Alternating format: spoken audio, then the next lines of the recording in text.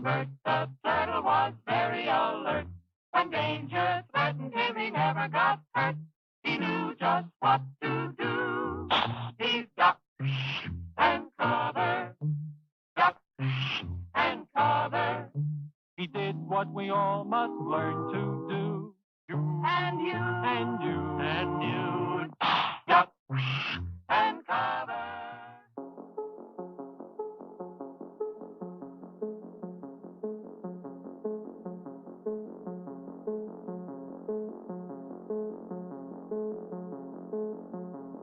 Imagine this hypothetical.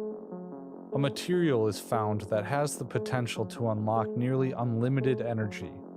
Although the scientific community familiar with this discovery knows that the material is dangerous to organic life, no one knows exactly how dangerous the material is, what its short and long-term effects are, and in what doses these effects manifest. Without this knowledge, a group of scientists embark upon and lead a secret project that consciously requires several thousand people to be exposed to the material.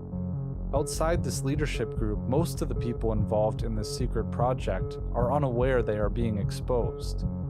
During the secret project, nearly the entire team is exposed to the material.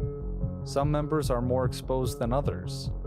The project's leadership studies how and why certain workers are injured, how much their doses were, and what the effects of their exposures are.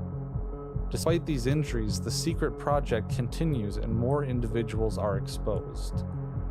Many are injured in ways that are not apparent until several decades later. At the same time the workers are being exposed, the scientists also conduct a parallel series of animal exposure experiments.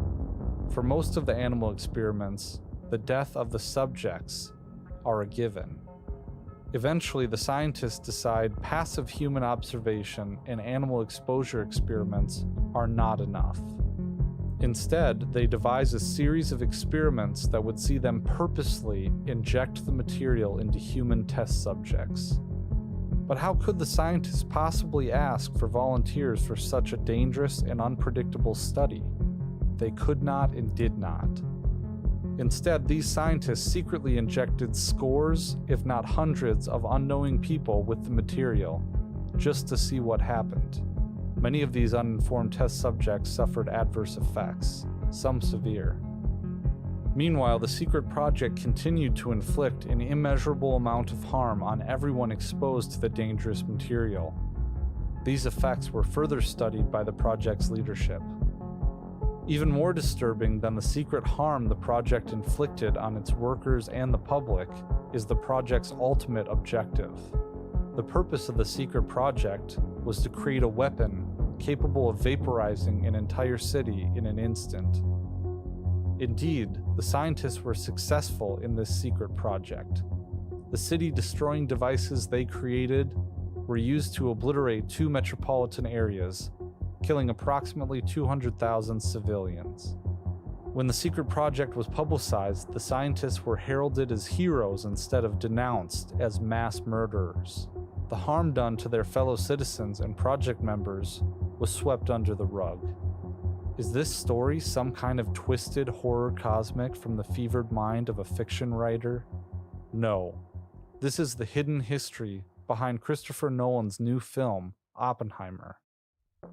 Part 1. Human Experimentation in the Radiological Weapons Group.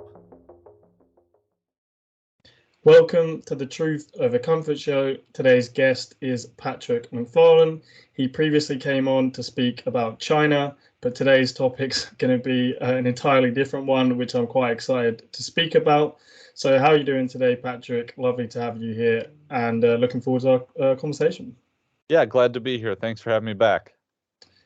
So for people who don't know, Patrick recently just put out a documentary that timed very well with a film that also recently came out. So if you're happy to, can you give people an outline of what this documentary was? Then we can get into some of the information inside of it, a few follow-up questions about, why you chose it, and then maybe later on some other history of US government experimentation. But for now, just give people an outline of what the documentary is. Yeah, sounds good. So the film that you alluded to is Christopher Nolan's film Oppenheimer. It came out 3 weeks ago, maybe a little earlier than 3 weeks now. But it was, I mean, I'm sure it's going to win some kind of awards at whatever award festival is, the big one. I don't follow it enough. I think is it the Emmys or the Academy Awards or something like that. But the timing was serendipitous, actually, because I've been working on this documentary for over a year, and since before even Oppenheimer was announced that it was coming out. And I I had the script sitting around. I had actually recorded a whole video take of it, and like 6 or 8 months ago, and then I just decided to scrap that, and I got to get it out to coincide with the film because I got to ride. It's the moment you got to strike when the iron's hot. So not to bury the lead, but my film is it's only really tangentially about Oppenheimer. What it's really about is the fact that there was a parallel program to the Manhattan Project called the Radiological Weapons Program. And the way it kind of came about was that Oppenheimer himself, when they were brainstorming over what weapons of mass destruction to create, one of the initial ideas was, well, we have this radioactive material. We could pair it up with a conventional explosive, and we could use that to salt the earth and essentially irradiate large portions of of terrain or enemy installations or civilian infrastructure to deny the enemy use of that infrastructure for however long. I mean, to in a sense create a dirty bomb, as it would be known today. And there's correspondence from Oppenheimer. There were several figures who were also working on this and had brainstormed this idea, and they still kept it in their back pocket and were working on it behind the scenes during and even after the Manhattan Project itself. So it was something that was going on. And as a part of this, they experimented on American citizens by injecting them with plutonium and by irradiating them. It wasn't just plutonium they injected people with. It was plutonium and some of those other heavy metals.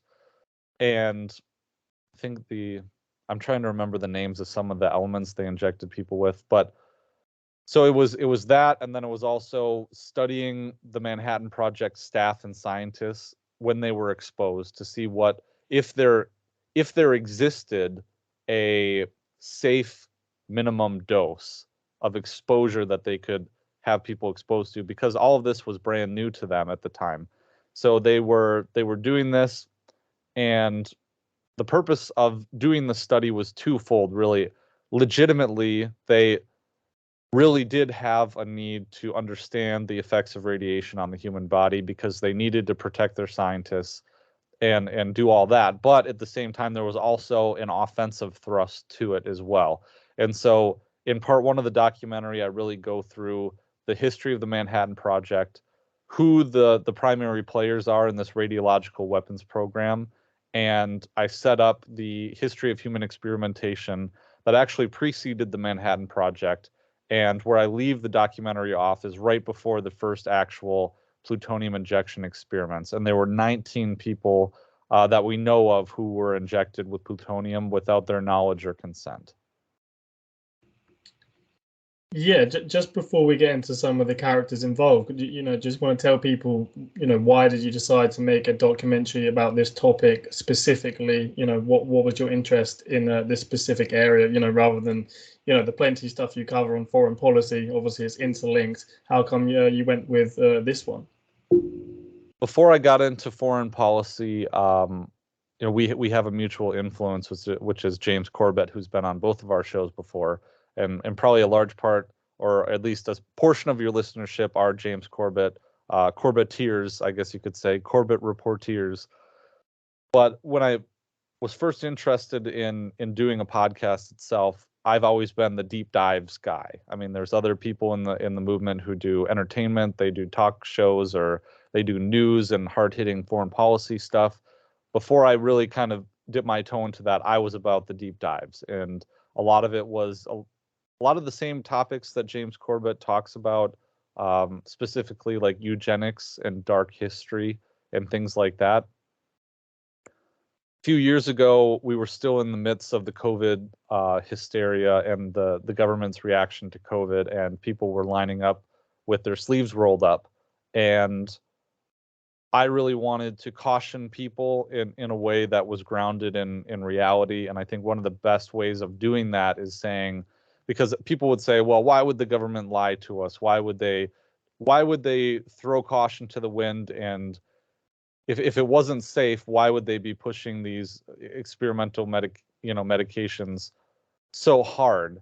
And I think, to me, it was, well, look, here's a test case where government scientists were injecting people using the same means, not the same, biological mechanism, but the same means to deliver something that was patently, unhealthy, damaging to the health. So I found, I don't know if I have the book here. Yeah. No, wrong book. Anyways, I found this book by Lisa Martino-Taylor called Behind the Fog. And one of the things she talked about, and maybe we can talk about this later, was the zinc cadmium sulfide aerosol and aerosol experiments that the Army Chemical Corps basically in the 50s and 60s, they wanted to do biological weapon tracer experiments across mid-sized cities in the United States. And there was a lawsuit actually of people who lived in St. Louis who in certain neighborhoods had abnormal rates of cancer. And so they tried to tie it to what was declassified as this aerosol injection dispersal experiments in the 50s and 60s of zinc cadmium sulfide. And I became interested in it because that was a chapter of this book that she had written about. And another part was this, plutonium injection experiments and things like that. So I really picked up the thread of that, and I had never really heard of it before. And it's a story that's not really in popular media very much. So I thought, well, I'll make a documentary about it. And so there we go. Yeah, no, I'd agree. Again, as you said, I kind of came from the James Corbett kind of side of things more over to the foreign policy, just out of interest personally, because I kind of grew up through the War on Terror without actually kind of knowing it was going on. So I was kind of interested in that. But one of the first topics that I did hear about was MK Ultra, which is maybe, again, like you said, with the radiation experiments and, bombings, atomic bombs and stuff in places like Nevada. We could get into later. But yeah, so do you now just kind of want to tell people about the different characters involved in these experiments with the plutonium and things like that? After Oppenheimer graduated from Cambridge University with his graduate studies, and there's a whole history there of his experience at Cambridge that we get into in the documentary. He came to Berkeley, California, the University of California, Berkeley, and he was a well-known figure there. But at the time, there's a pair of brothers, John and Ernest Lawrence, who had developed a machine called the cyclotron. And I'm not a physics major, I'm not a math and science person, but essentially what they did was they sped up these particles. It's not like a particle collider, but in a way they have a way of spinning up these particles to create radioactive substances. And at the time, there was a huge rush because it was a big innovation, but there was a huge rush to basically develop biomedical applications for this new technology to receive funding and attention, and in the legitimate pursuit of science. And I'm not going to, I wouldn't characterize these people per se as just being completely one-dimensional, corrupt, and evil, greed-seeking folks, but that doesn't mean that what they did wasn't problematic with it. And so at the cutting edge of innovation, you have people who are willing to push boundaries, and sometimes those boundaries are ethical boundaries. So you have Oppenheimer there, you have Robert Stone and Joseph Hamilton were a pair of they were medical, they were doctors who were working at University of California, Berkeley, and through the University of California system. And throughout the 1930s, they had kind of teamed up to do a lot of medical human radiation experiments with different types of radioactive substances.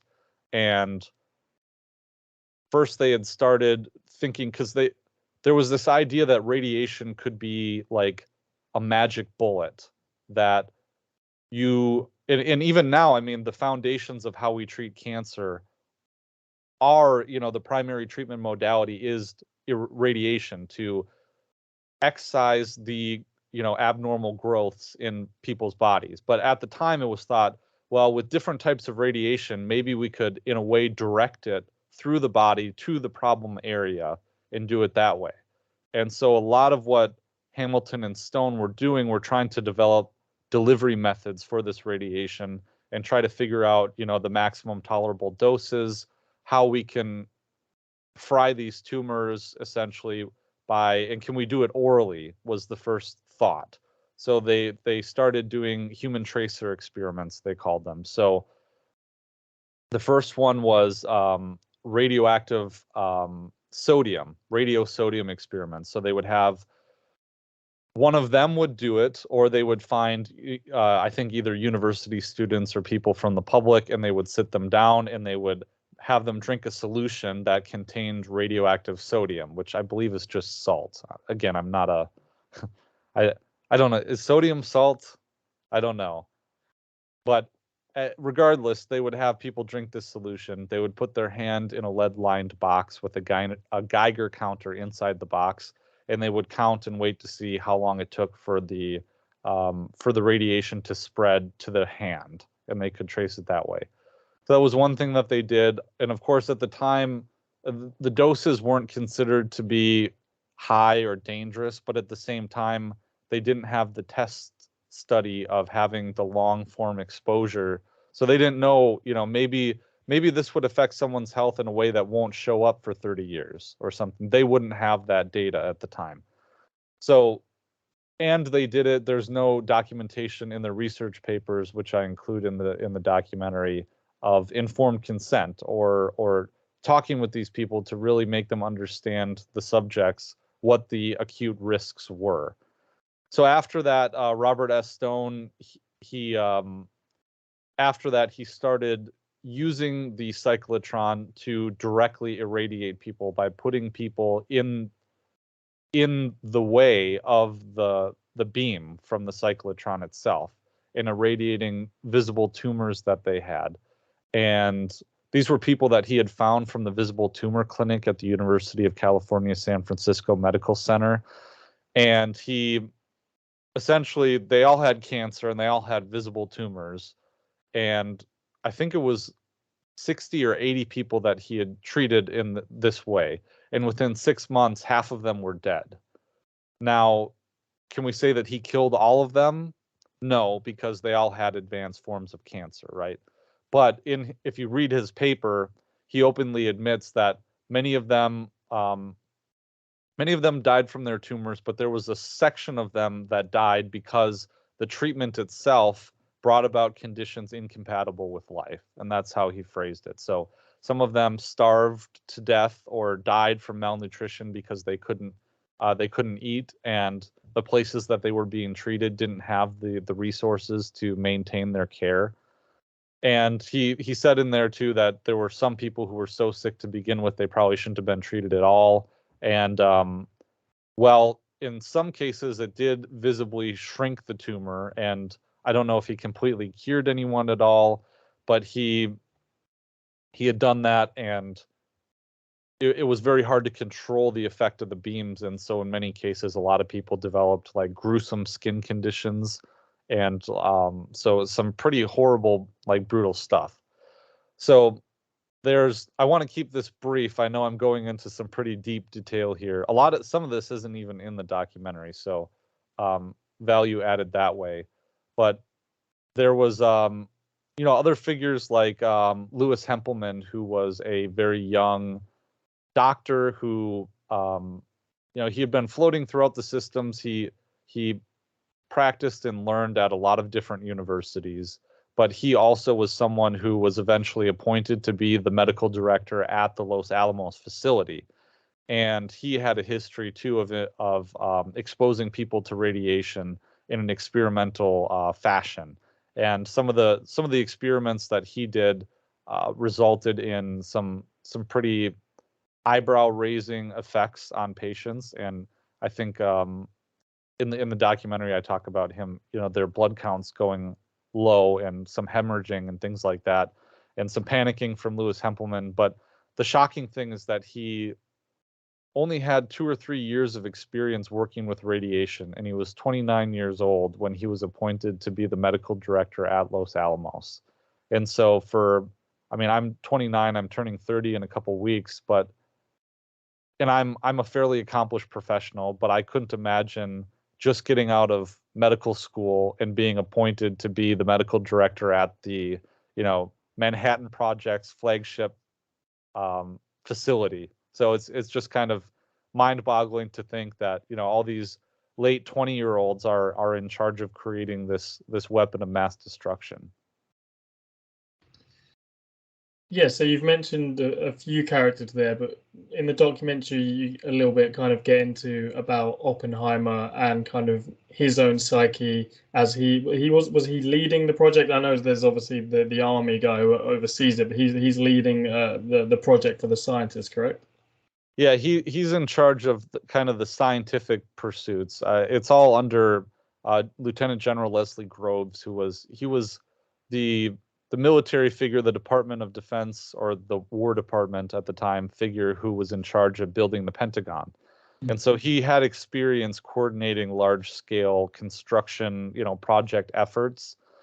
And I speculate in the film that some of the reasons that he chose Oppenheimer was because of his demonstrated ability to, his mental situation, where he was a little bit unhinged. I mean, when he was doing his graduate study at Cambridge, and some of this is included in the Oppenheimer film, but he, in his first semester, had an acute emotional breakdown, and it kind of persisted over the course of a few months, where he would mutter to himself, talk to himself. He would collapse in emotional fits to the floor of the laboratory at the university.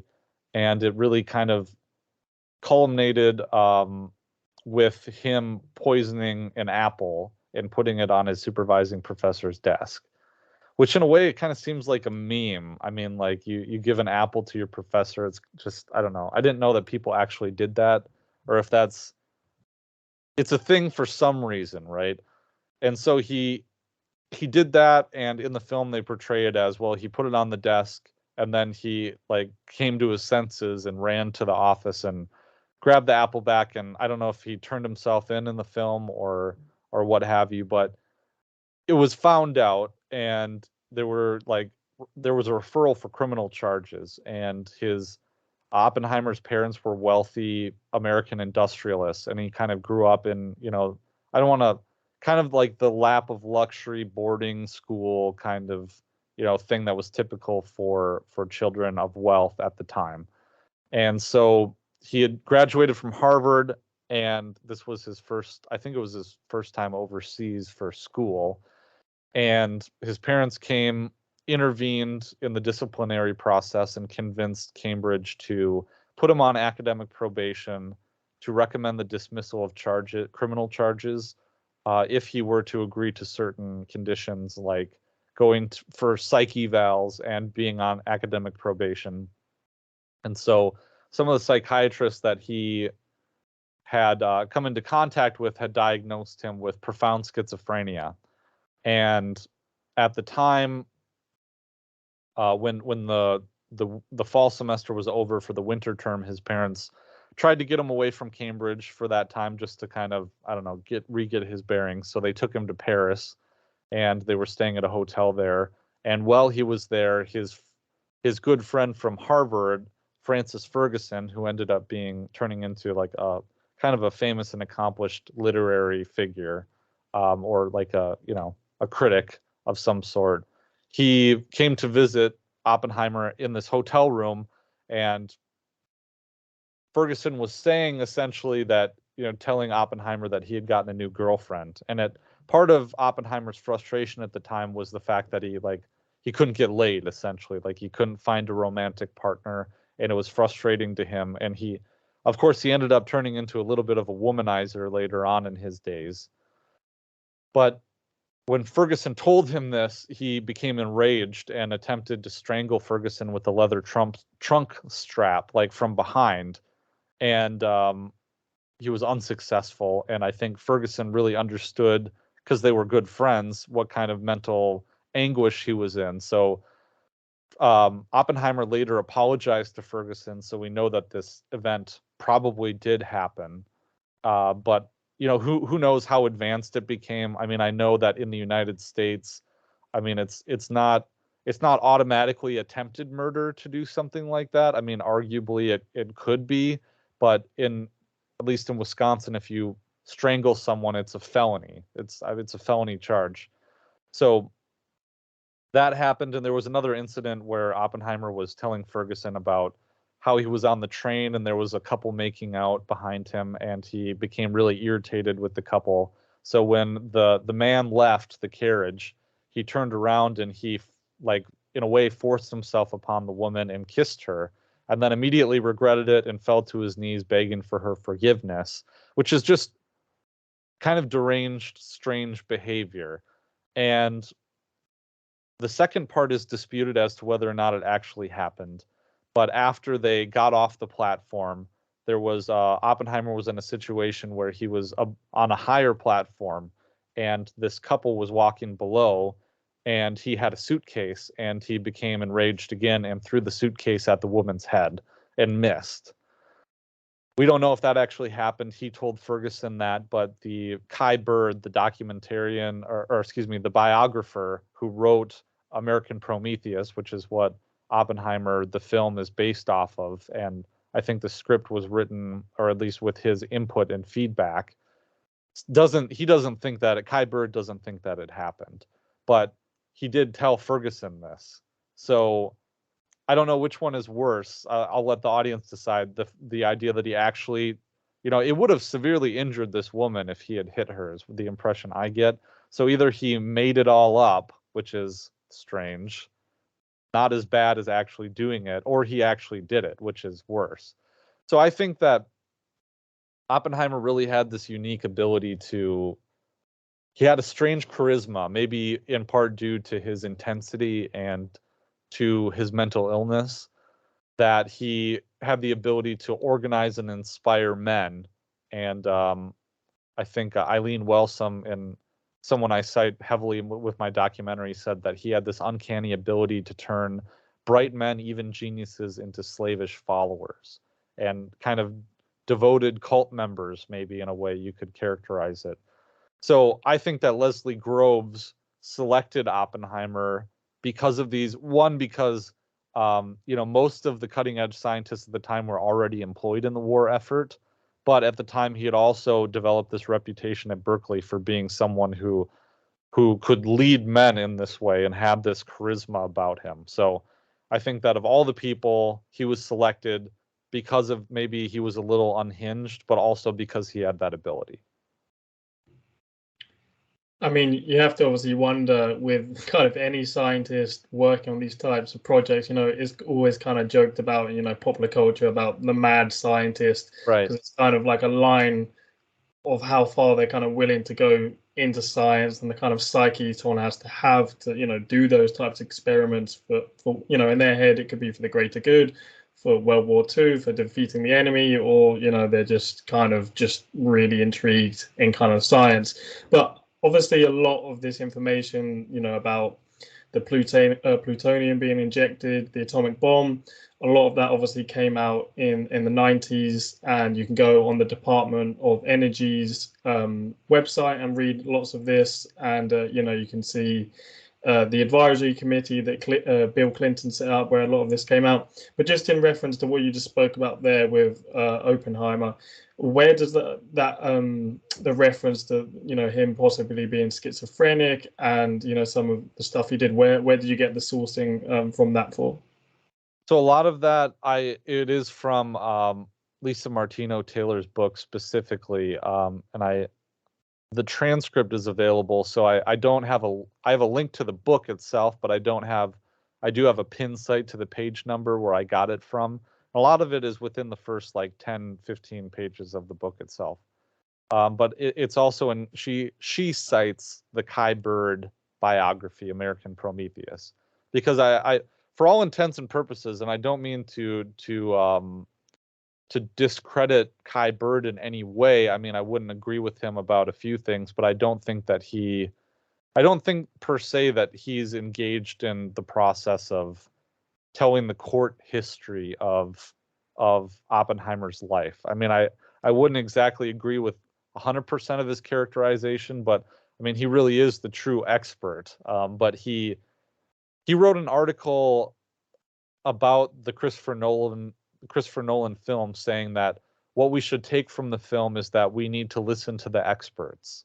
And it was in a COVID context. So, I mean, he's not any kind of dissenting radical or anything like that. I mean, but he was saying, well, Oppenheimer went in front of Congress when they were reviewing his security clearance, and he was warning of the danger of hydrogen bombs and pursuing nuclear weapons further. And that's laudable, but I don't think that it absolves him of creating the weapon in the first place. And I mean, maybe we can do this later, but you could get into all sorts of moral arguments about this and that. And I think the consequentialist argument would say, well, somebody was going to make it, so we needed to be the first ones to do it. And in a sense, I can understand that, but it still doesn't wash his hands. I mean, he's still, what is it, Lady Macbeth trying to wash her hands of the blood, right? Is that Macbeth or Hamlet? I think it's Macbeth. So that's the situation, and I don't think it absolves him. So a lot of it is Kai Bird, and Kai Bird does say, in his book, he does argue against, I mean, it's a very anti Helsinki and Nagasaki use of the bombs kind of a text. And I think that the general bent of the film was that way. But for Oppenheimer it's nice that he had regrets-sies, after the fact, but it would have been nice if he had regrets-sies before the fact, right? Or something like that. So, yeah. Sorry. Yeah, no, I was just going to say, just on the biographer, did he write this, years later? Because I haven't actually checked out this book. I looked at a lot of your references again, going to the Department of Energy and about that, but specific to this. So what was did he have any relation to him? Did he speak to him while Oppenheimer was still alive? Or is this coming from, family members, people who were in the studies, scientists? Where does his kind of sourcing come from?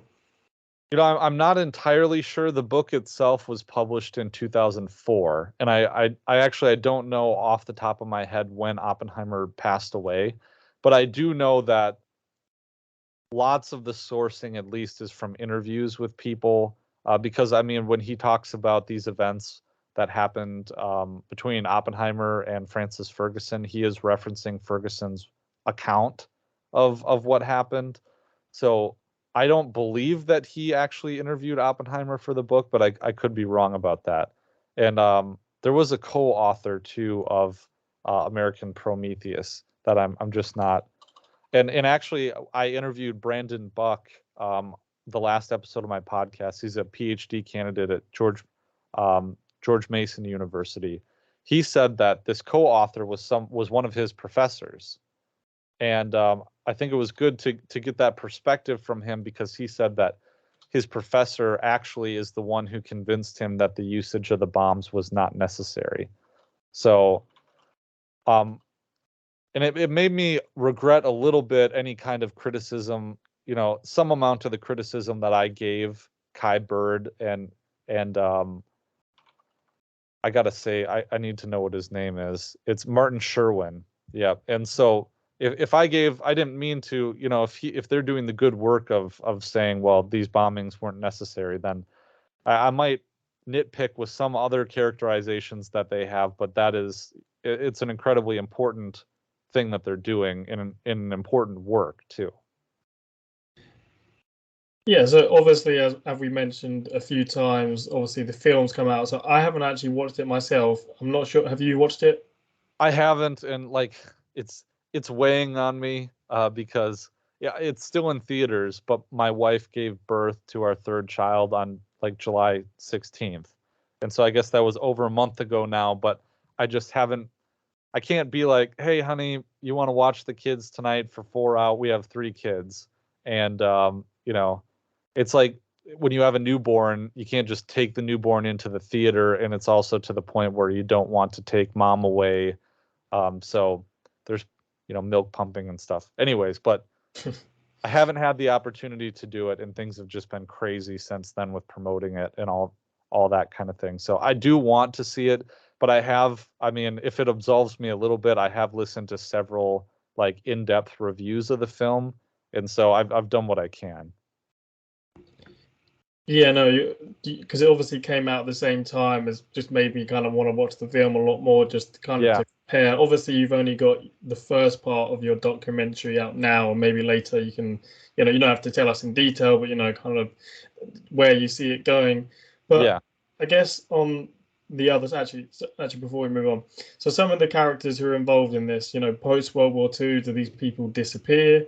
Do they, get promoted for what they did, or are they kind of involved in experiments on from there, or they just go back into their kind of little worlds or scientific communities?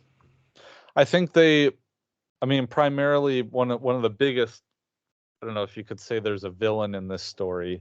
One of the biggest villains is Robert Stone, and he continues a lot of his experimentation afterwards. And I believe, him and Joseph Hamilton are two of kind of the bigger figures that are involved with this, specifically the medical experimentation aspect of it. But there's other people like Wright Haskell Langham, who was also involved, and the Paul Abersold. He was involved in the actual first injection experiment as well. So it still kind of continues on, and then it evolves in different ways. I mean, throughout the Cold War, there were a bunch of different radiation experiments and other projects, nefarious projects going on behind the scenes. But I think while my mind is on it, to touch on the I think the story is made even more interesting by the fact that I don't think that these scientists are I don't think that they're evil in a cartoonish kind of supervillain kind of way. I think it's a lot more complicated than that, and I think it makes the situation even more interesting because you wonder why, what exactly is going through these people's heads if the motivation is not pure malice and evil. What is it exactly that makes them do evil things? And I think that you kind of get a window into it with Lewis Hempelman himself and his reaction to a specific incident that happened at Los Alamos, and this is not in the documentary. So there was an incident where I forget his name. Eileen Welsome goes into it in like the introduction of her book, The Plutonium Files, where early on in the program, all of the plutonium that they had, like the world's supply of plutonium could fit on the head of a pin, essentially. So when they got the plutonium at the beginning, they were making it with the cyclotrons, and they were severely limited in the volume of plutonium they were able to produce, the amount that they could produce. Later on, they created reactors that increased the amount that they could make. So imagine, this material is the element or what have you, the particle.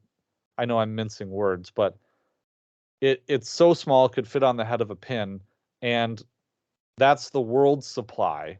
So imagine how incredibly valuable that would be. I mean, you're essentially sitting there with $1 trillion in your hands. And they said that the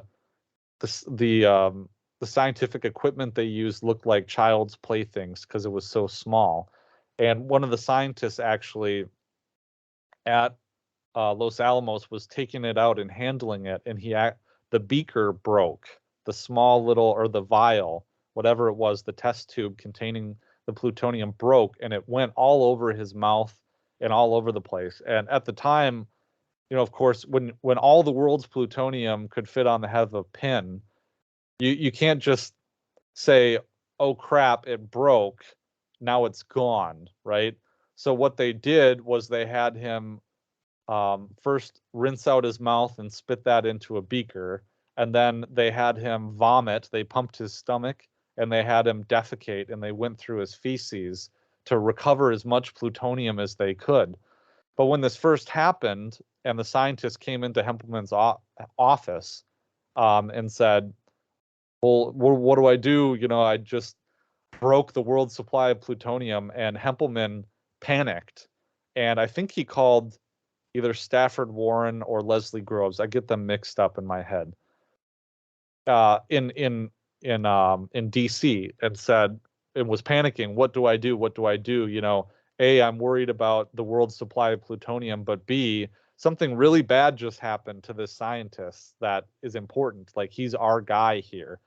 And I think that shows humanity in a way that his reaction was a very human reaction, and one that I don't think betrays any kind of secret psychopathy or malice to the point. Now, that doesn't mean what he did was right in terms of being involved with these human, experimentations, but I think it gives us a little window into what these people were thinking, and to humanize them a bit, not to just sit on a moral throne. Yeah, talking about right or wrong. Obviously, again, I know you didn't get into this in the documentary, and I don't know if you plan to, but obviously, lots of people will say this is justified because dropping the atomic bomb in Japan ended World War II and won the war. Obviously, now there's lots of debate and different consensuses on whether that's true or not. I'm not sure how much you've looked into it. I haven't myself too much, but do you have an opinion on that and kind of know the general consensus? Has it changed since then that, oh, maybe no, they was actually going to surrender anyway? The documentary itself is not about, and I know you know this, but it's not about whether or not the bombing itself was justified, except in a very limited point that I'm trying to make, is to demonstrate that if the point of creating these weapons was ostensibly to protect the United States by protecting its vital security interests, by protecting its citizens, and by protecting the homeland itself, like the actual territory, well, then those justifications can be defeated by demonstrating the reckless and wanton disregard for human life in the process of creating the bomb and in its use. I mean, even if you're someone who thinks that it was justified and that we had absolutely no other option but to drop the bombs on the civilians and killed 220,000 of them, and that's just in the initial drop. I don't think that number includes radiation sickness and long-term effects, because how do you measure that per se? Even if you're that person who says that all of that was justified to save our GIs, the million people that would have died if we had to launch an invasion, even if you're that person, you need to sit back and contemplate the fact, and these are facts, that 19 people were injected with plutonium without their knowledge or consent. They were U.S. citizens. They were guinea pigs during this program, and there was no expectation of medical benefit to them when this happened. They weren't, in many cases, they weren't told about it or informed of the consequences, and it was done in secret. Not only that, though, but 50,000 people lived within the blast, not the blast radius itself, but within a dangerously close to the Trinity test site itself. And the year after the Trinity test happened, infant mortality rates increased by 56%. So there are a fair number of American infants who died because of the radiation from the Trinity test. And that was actually, there's a thorough study that was done by the Board of Atomic Scientists, the ones who set the doomsday clock, confirming this information and going through the mortality data and finding that in the areas where the radioactivity, where the fallout settled, infant mortality went up in the weeks and months after the Trinity test. So it's very highly likely that there's a causality there and not just a correlation. So there are those things, and also, a test. I think it was a Stanford University study that I wrote about that just came out saying that, well, we traced that the Trinity test spread radioactive material across the continental United States, across 46 states, the United States, Canada, and Mexico.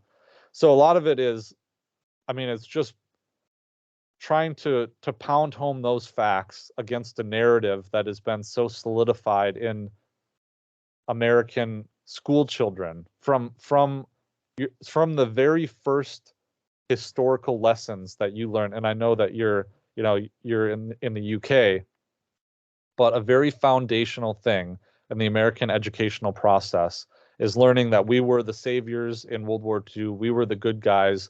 Everything that we did was justified, and that the atomic bombings had to happen. It's dirty, but you got to break a few eggs to make an omelet. That's the way that it is, and it was justified, and we would do it again.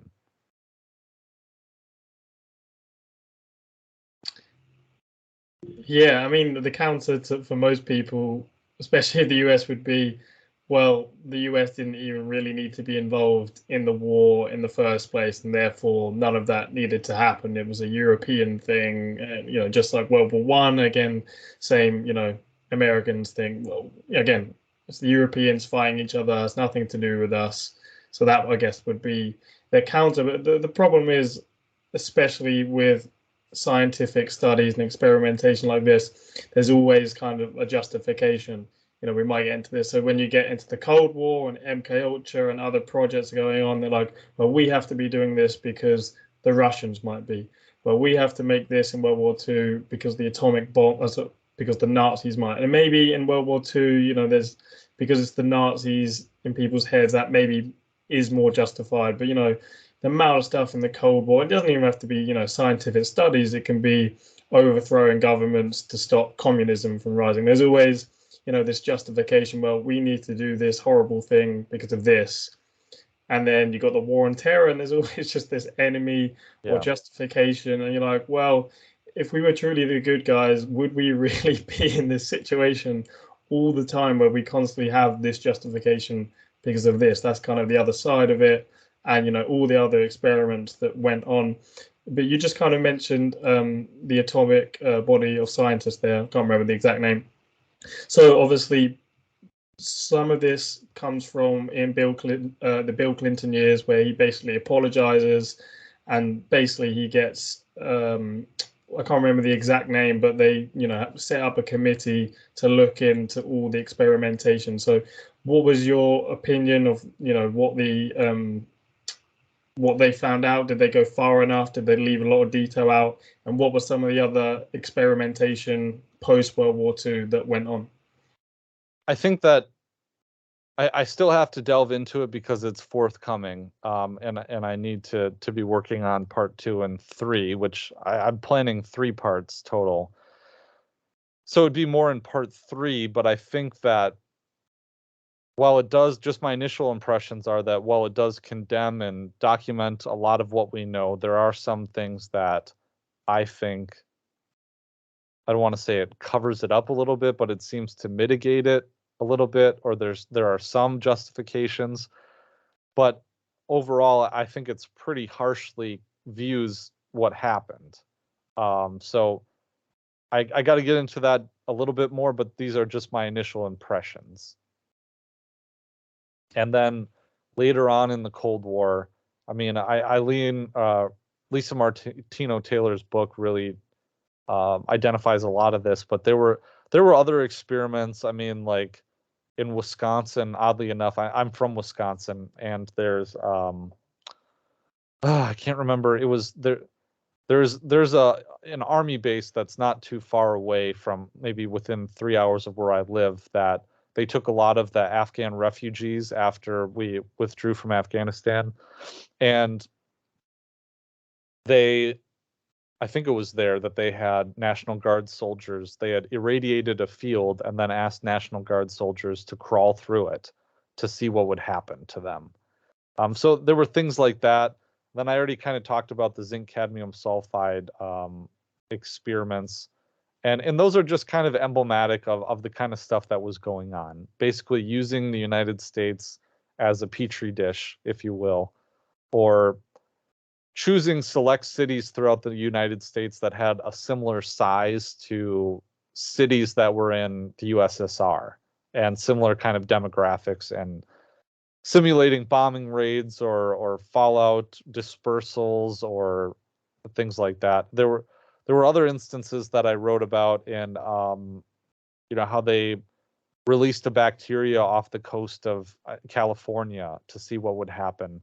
And at the time they thought that the bacteria was harmless, but further on we find out, oh well, it's actually dangerous to people who are immunocompromised, or things like that. And then at another time they wanted to simulate a biological attack on the Pentagon, so they released something in the air ducts to see how it would spread throughout the building.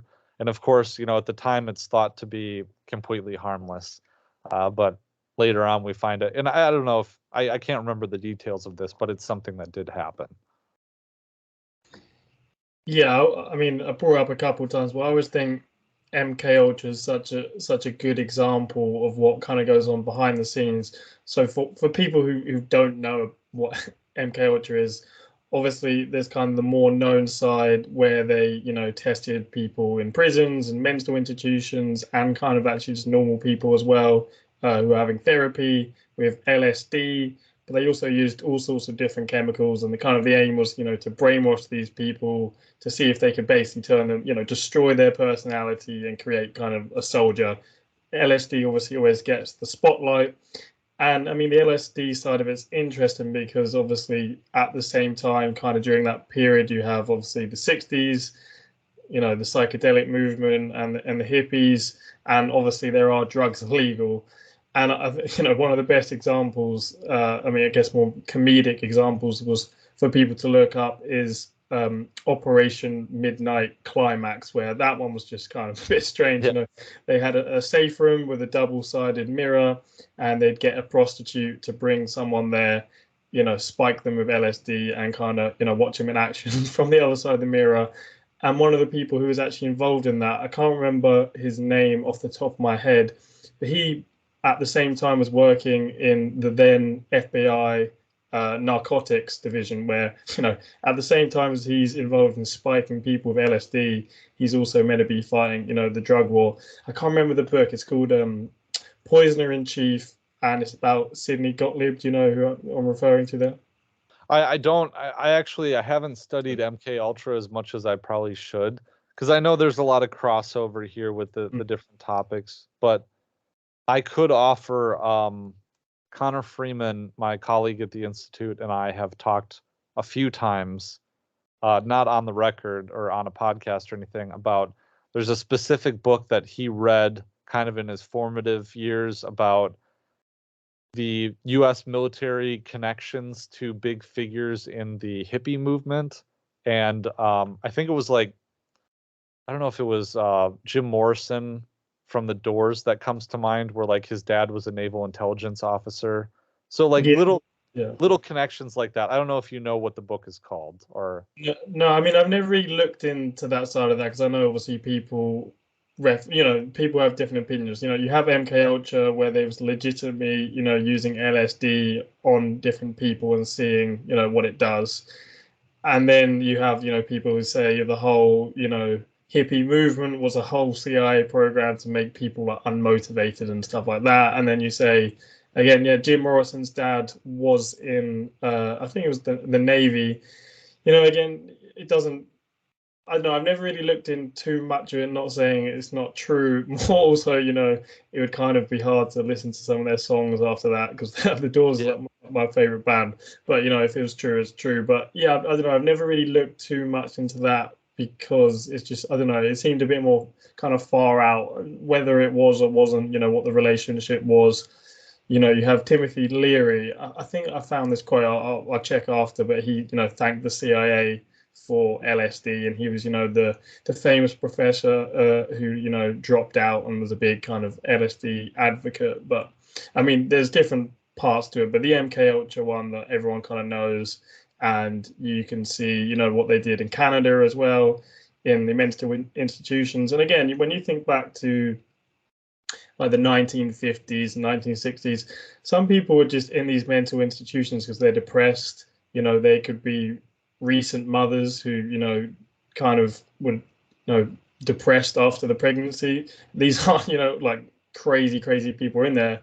A lot of these people today would just be normal people, going through a tough time. But back then, these people obviously experimented on, broken down their personalities.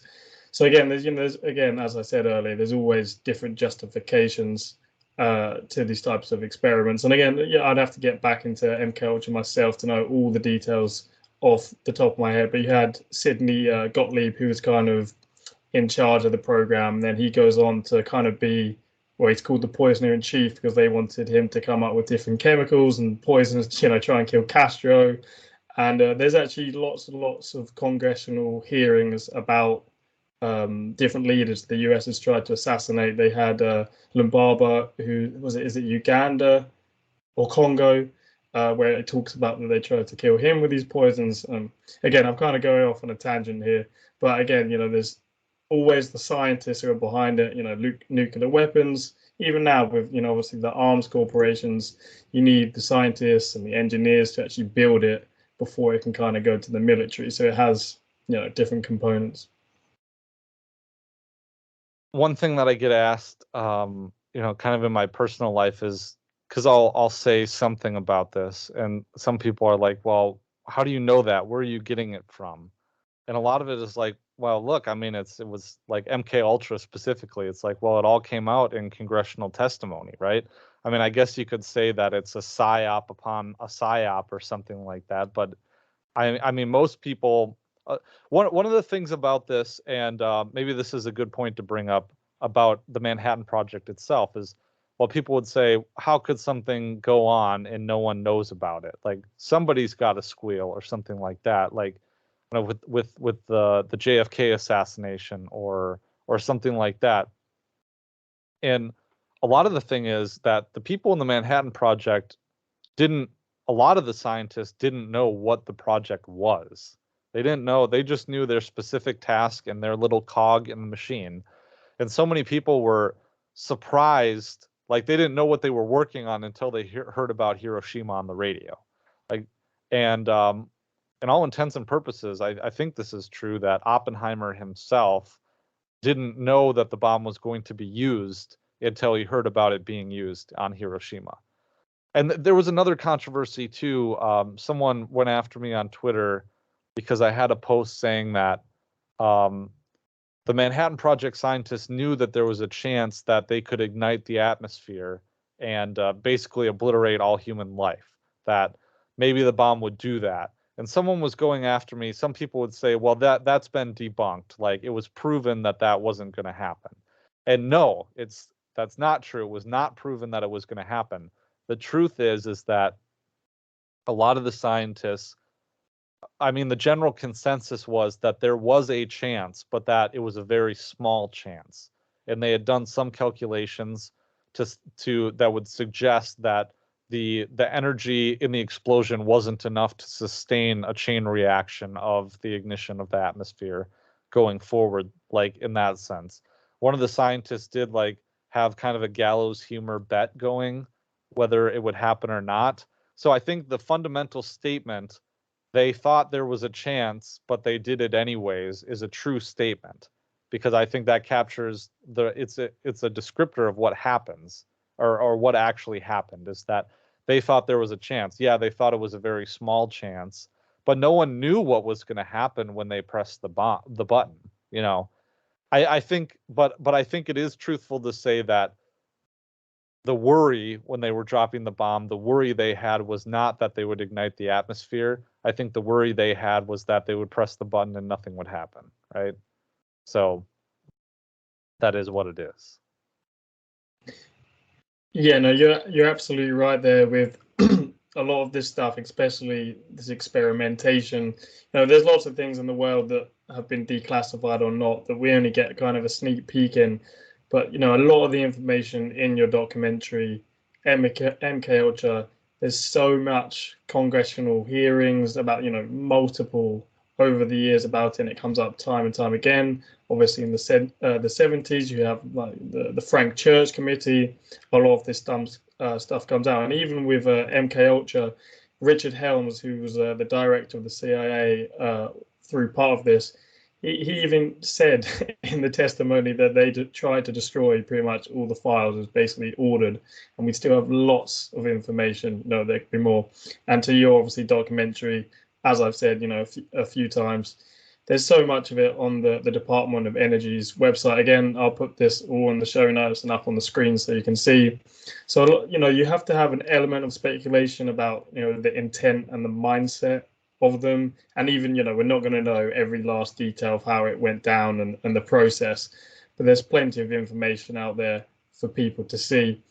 And just to kind of wrap it up, obviously, again, without giving away too much, you started, with the kind of the plutonium injections. So what, obviously, I know you haven't created the next documentaries yet, but what is the kind of outline for the next ones? What's it kind of building up to? So part 2 is going to go into detail on the actual injection experiments themselves. And I think that I'll probably do a portion on like the downwinders, people who were irradiated. I might do a little bit about the Marshall Islands and some of the other like the underground tests and the fallout from those, and different problems with radiation as well. And then part 3, I think I'm going to focus on the story of Eileen Welsome, who was the journalist who did all the breaking. I mean, it was her story. She discovered the story and wrote about it. She was like a Albuquerque small town reporter and like a writer in a small newspaper, a small afternoon newspaper. So she broke the story. She found out who these people were because in the documents she found it in a footnote initially and then did more digging. But the victims or the test subjects were only identified by the they were called HP5 or something like that. And HP stood for human product. And so it just kind of shows you how these scientists thought about their test subjects. And so part 3 will talk about her. It'll probably talk about, the Clinton years and that kind of that as well. But I think that there will be a little bit more editing because part 1 will come out, part 2 will come out, and then part 3 will come out. And I think when part 3 comes out, it'll just be one. I'll combine them all and do a little bit of editing for continuity because the conclusions from part 1 that I have in there, and when the full version comes out, they'll be different. And I think there was, to be completely frank and open and honest, there was a part in part 1 in the introduction where I'm talking about a hypothetical situation, and I say that tens or scores or even hundreds of people were either injected or exposed, and I made a mistake there in all transparency because it's only confirmed that 19 people were injected. But I think the spirit of it is that there were hundreds if not thousands of people who were intentionally or flagrantly, wantonly exposed to radiation through this program. And that's what I meant. Maybe it was a mistake on my part. Well, that's good of you to admit that and be accountable. It could just be a mix up of, through the years and these different experiments with radiation, probably hundreds of people died, but, to the specific number we have there. And just two quick things actually before we finish. One, am I correct that the Marshall Islands are actually, there's something ongoing now about, the bombing that happened back then? And two, for the plutonium files, when I've read it online, and I can't remember exactly where it was referenced that there was pregnant women who died, and children. Are these in the initial experiments, or is this a separate area? I do know that there was at least one pregnant woman who was injected. Now, I don't know if she lost the baby, because that's research I'm doing and writing in part 2 now, and it'll detail that. But there were other things too, like orphans being fed radioactive oatmeal. That it wasn't a part of the Manhattan Project per se, but it all kind of goes into this. There was, I didn't mention this earlier, just a brief aside, is that in the 1930s, a lot of what the scientific community knew about the effects of radiation came from one specific test case. And it wasn't a test case, it was they're called the radium dial painters. I don't know if you know anything about this, but in New Jersey, there was a factory where they were using radiation to paint the dials on, I think it was military gear. They needed gear. It was like a watch or some kind of a clock. They needed a gear that had a clock that had hands that glowed in the dark.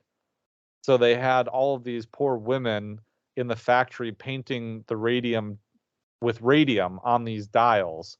And at the time, they didn't understand the effects of radiation. So all of a sudden, they had these women who were getting cancer and their teeth were falling out, and they were having these horrible aging effects, and they were dying.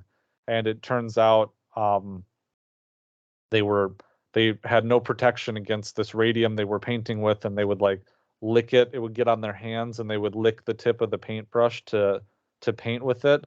And so just horrible stuff that constituted the sum of all knowledge at the time about the effects of radiation. It's just wild. Yeah, again, there's just so much information out there to be looked at. But, again, to wind it back down, I encourage people to watch the documentary. I thought it was excellent. It was really easy to follow, well produced, well narrated. So I really do encourage people to go check it out. At the moment, it's got around 12,000 views, which is really good, considering obviously you haven't got a channel that has 1 million subscribers. So it's doing really well, and it keeps growing every time I look at it. I keep getting a bit nosy and just seeing how well you've done. Yeah. But yeah, is there anything else you want to just say about the documentary, or are you kind of happy to leave it there? After the interview, happy I was just going to ask kind of the books you used. I know you've referenced a couple of them, and I'll put that in the show notes for people to see as well. Yeah, thank you. I really appreciate it, and it's been a very gratifying experience to see something that I do get some attention like this. And so you can watch the documentary if you go to vitaldescent.com/Oppenheimer. And vital, just like the word vital, but descent is like a court opinion. It's not descent like to get lower, to descend. It's descent like a court opinion. So right now, the Libertarian Institute, because that's how I get most of my funding to do this, is I'm the Justin Raimondo Fellow there. So we're doing a fundraiser right now. If you go to libertarianinstitute.org/donate, we do have a matching funds. So there's someone who's pledged matching funds. So you can double your impact by giving to the Libertarian Institute. And that is the money I use to fund projects like this. So you would directly be helping me and my colleagues do anti-war stuff, but also, lead libertarian thought, or at least attempt to, and do projects like this. So I really appreciate the opportunity to come on and talk about it. Yeah, and again, I encourage people to go over to the Libertarian Institute, antiwar.com, if you want, the current events in foreign policy, from Ukraine to the Middle East to stuff in Somalia, you didn't even know was going on. But yeah, it was great to have you on, and I look forward to your next parts, but I'll let you go, as I'm sure you've got a busy day ahead and have to carry on researching this project. Thanks.